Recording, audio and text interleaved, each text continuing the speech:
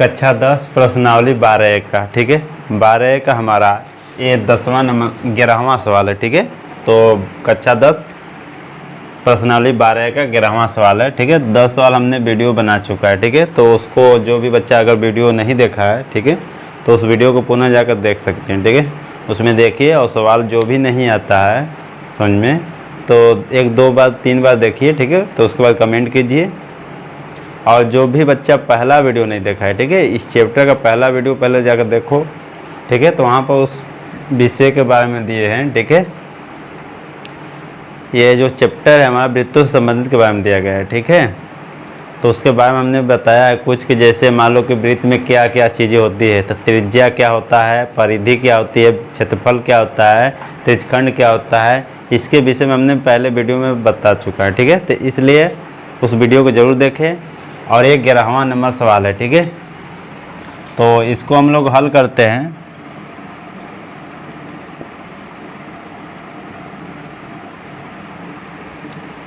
तो सवाल है मेरा कि एक ट्रैक्टर के अगले और पिछले पहिए के व्यास क्रमशः 80 सेमी और 2 मीटर है। तो ज्ञात कीजिए कि पिछले पहिए द्वारा उतनी दूरी तय करने में कितने चक्कर लगाने होंगे, ठीक है। कह रहा है इसमें पूछा जाए कि पिछले पहिए द्वारा उतनी दूरी तय करने में कितनी चक्कर लगाने होंगे। जितनी दूरी अगला पहिया 1400 चक्कर लगाने में तय करता है। इसमें देखो अगला पहिया दिया है कि 1400 चक्कर लगाने में जितना दूरी तय करेगा, ठीक है, उतना ही दूरी पिछला भी पहिया तय करेगा दूरी। लेकिन कितना चक्कर लगाएगा पिछला पहिया उसको बताना है, ठीक है। इसमें ट्रैक्टर के अगले और पिछले पहिए का व्यास दिया है, ठीक है। तो अगले पहिए का व्यास जो है 80 सेमी है, पिछले पहिए का व्यास 2 मीटर है, ठीक है। तो हम यहाँ पर पहले ज्ञात कर लेंगे। तो देखो अगला पहिया जो होता है हमारा ट्रैक्टर का छोटा होता है थोड़ा, ठीक है, वृत्ताकार होगा, छोटा होगा। जो पिछला पहिया होगा, ठीक है, तो अगले पहिया की तुलना में बड़ा होता है, ठीक है।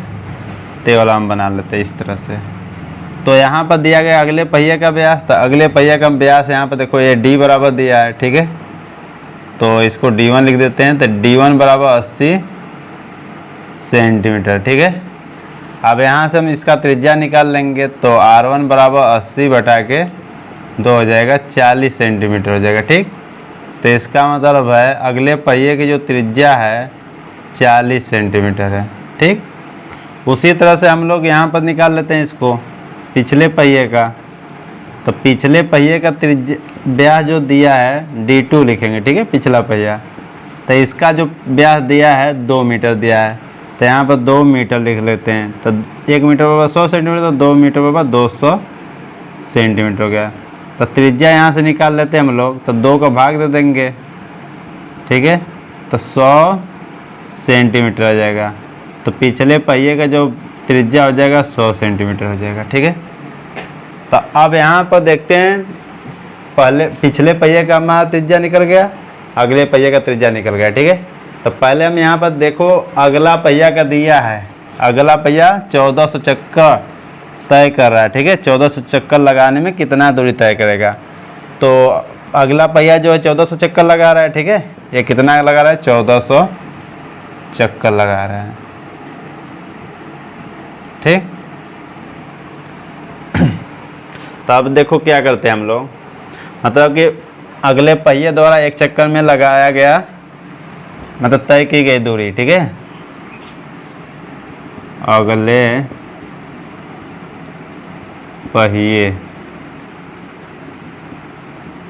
अगले पहिए द्वारा एक चक्कर में, ठीक है, एक चक्कर में तय दूरी। तो देखो अगला पहिया एक चक्कर में कितना दूरी तय करेगा, अपने परिधि के बराबर दूरी तय करेगा वो, ठीक है, अपने परिधि के बराबर दूरी तय करेगा। तो इसका जो परिधि हो जाएगा 2 पाई R1, ठीक है। अब इतना ही दूरी वो तय करेगा, ठीक है। तो यहाँ पर 2 हो गया, पाई का मान रख देते हैं यहाँ पर हम लोग 22/7, ठीक है। R1 का मार्क देंगे यहाँ पर 40, ठीक है, इतना हो गया। अब यहाँ पर इसको टोटल हल कर लेंगे आप लोग, तो 22 दूना का 44 हो जाएगा, गुणे 40 बटा के 7, और गुणा करते हैं 0 गया, 4 चौके 16, 16 1 17 हो गया, ठीक है, इतना हो गया। तो इतना ये सेंटीमीटर क्या करेगा हमारा, एक चक्कर में दूरी तय करेगा, ठीक है। जो अगला पहिया है, ठीक है, अगले पहिए द्वारा एक चक्कर में तय की गई दूरी, तो उसके परिधि जो पहिए का परिधि के बराबर एक दूरी तय करेगा, ठीक है। एक चक्कर में कितना दूरी चल रहा है, तो उसके परिधि के बराबर दूरी तय करेगा हमारा पहिया, ठीक है। तो हम निकाल दें, तो एक चक्कर में जो पहिया है, अगला पहिया है, इतना सेंटीमीटर, मतलब 1760 बटा के 7 सेंटीमीटर दूरी तय करेगा, ठीक है। तो इसमें दिया कि 1400 चक्कर में कितना दूरी तय करेगा, ठीक है। तो अब निकालते हैं 1400 चक्कर में, मतलब अगले पहिए द्वारा, अगले पहिए द्वारा 1400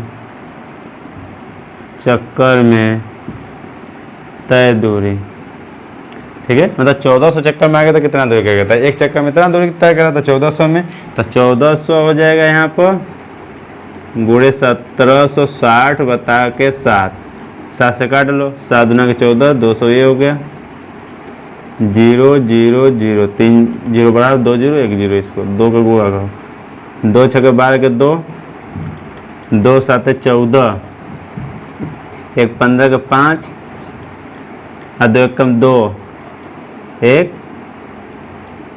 3 हो जाएगा, ठीक है। इतना सेंटीमीटर क्या करेगा हमारा, दूरी तय करेगा, मतलब 1400 चक्कर में इतना सेंटीमीटर दूरी तय करेगा, ठीक है। तो पिछला पहिया भी इतना ही दूरी तय करेगा, ठीक है। तो पिछला पहिया इतना ही दूरी तय करेगा, तो कितना चक्कर लगाएगा, ठीक है। तो पहले हम निकालते हैं कि एक चक्कर पिछले पहिए द्वारा एक चक्कर में तय की गई दूरी, ठीक है। चूंकि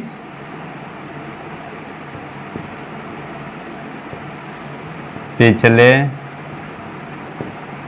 पहिए द्वारा एक चक्कर में तय दूरी मतलब चली गई दूरी, ठीक है, पिछले पहिए द्वारा।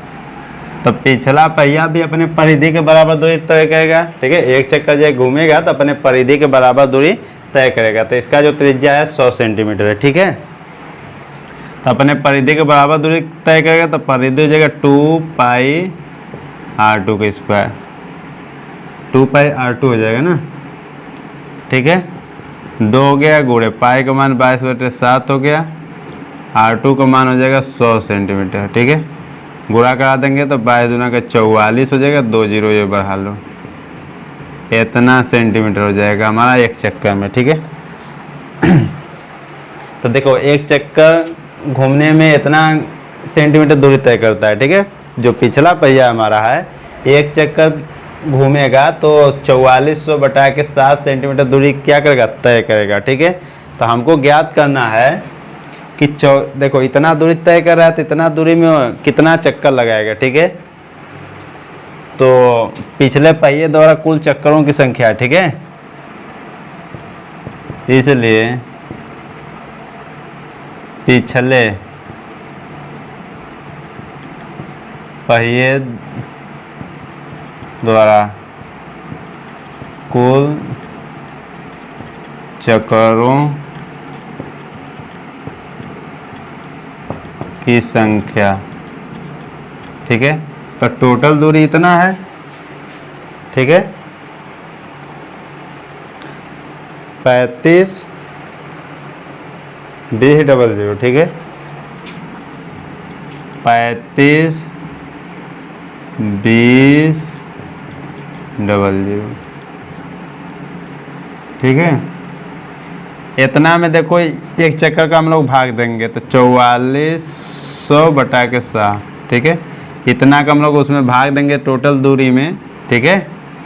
तो इतना दूरी में इतना का हम भाग दे देंगे तो हमारे चक्करों की संख्या निकल जाएगा। तो ये ऊपर चला जाएगा 7,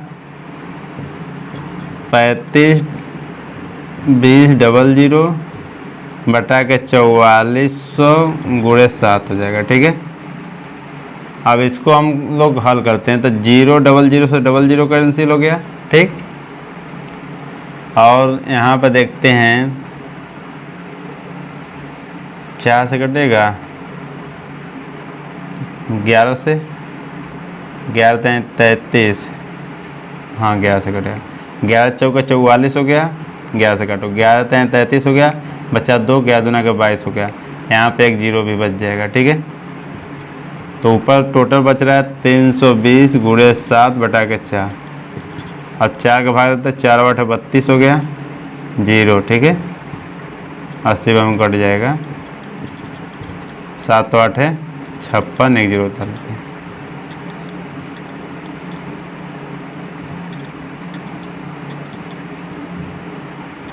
आंसर हो जाएगा।